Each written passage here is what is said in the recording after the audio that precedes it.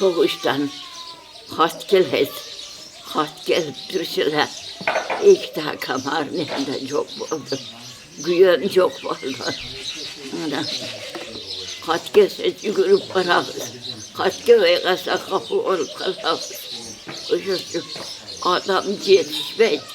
Falan işte erkekler yok. Ayıllar. Şu 15 yaşımda erkektin en küçüğü işin atarıp dürdüm. En kayar küçüğü iş bota ben altında oturam. Anam bolguladım canımdalar. Kopmaya kay işlem dürdük.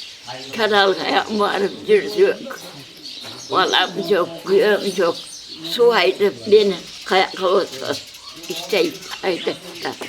Karagaz. Gelin gece kaldıram. Okuya varız. Anam. Sekiyin anam.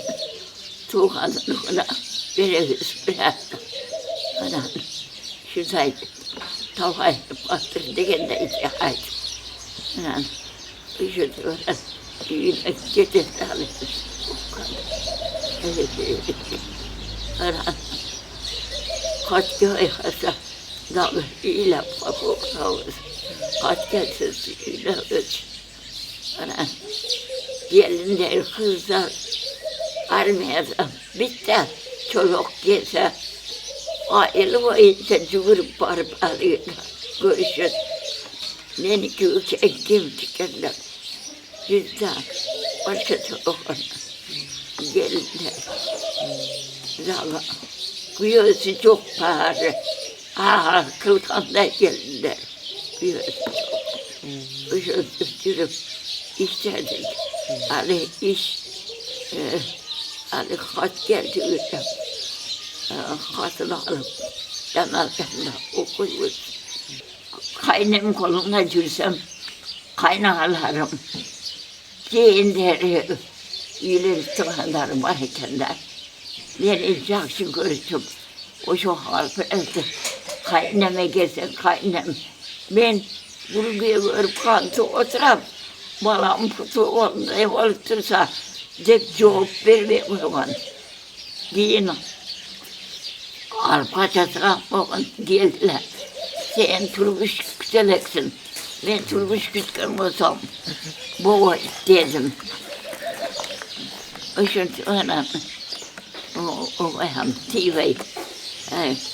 Giyin turmuş küçülttür. Kança yıl küttünüz ki? Yoldaşınızı kança küttünüz? Kuyağınızı kança küttünüz? Kança yıl geldi? 8-9 yıl küttüm. Kaynama çok berinden geldim. O değil. Benim çoğuşur hemen kendimden. Yok güyorlar. Al kaçam yüzeyim. Tiyoğla örbeyi. Soğuş da sen cürüyorum çıkardı. Soğuş bu olsun. Hiç ben de dünya yüzünde soğuş bu olsun. Gelin açkanken dünya yüzü boyunca birlikte boğuldu. Uşak bilgenken yeme parçalar birbirinden sağ. Ne oldu